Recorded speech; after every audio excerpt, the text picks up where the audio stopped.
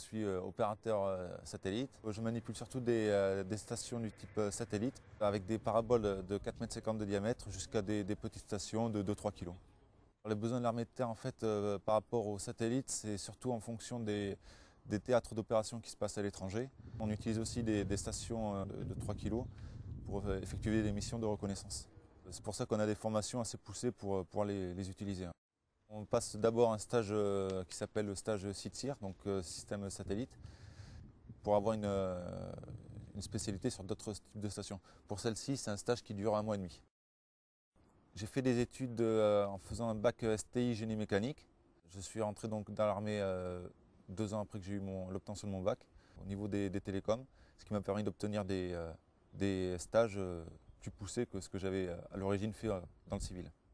Je suis payé 1 260 €. C'est calculé par rapport à l'ancienneté, au grade, et si on est marié, avec des enfants. J'ai été en Côte d'Ivoire dans le domaine satellite, toujours, mais avec des stations plus petites, avec des stations de type Inmarsat. En fait, c'est surtout des missions de reconnaissance. On est avec une autorité et on part, s'il a besoin de téléphoner, on utilise la station.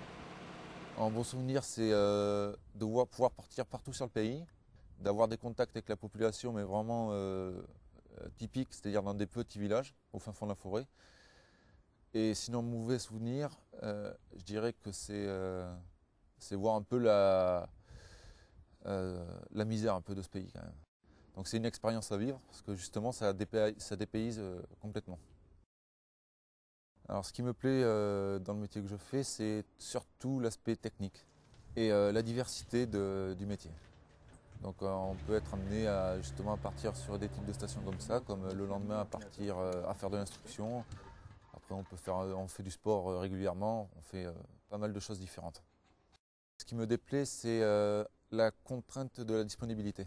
On n'a pas vraiment des horaires fixes et on peut être amené à prévoir un week-end et puis au dernier moment se le faire zapper.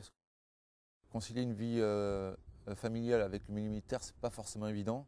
Donc peut-être plus tard, mais pour l'instant, c'est pas ce que j'envisage immédiatement. C'est vrai que c'est un métier que j'aimerais bien pratiquer dans le civil, mais pour l'instant, bon, je préfère le faire dans l'armée. Par rapport à la diversité des métiers, pour l'instant, je préfère en profiter un maximum. Justement, on peut partir à l'étranger, voir du pays. C'est beaucoup mieux, je trouve. J'ai fait une bonne partie de ce que je voulais faire, mais il me reste encore une bonne à parcourir, hein. D'ici quelques années, déjà monter en grade, oui, effectivement. Et surtout être chef de station, passer chef de station. Et avoir des stations un peu plus grosses. Donc, ce qui amène à justement avoir plus de possibilités de déboucher plus tard.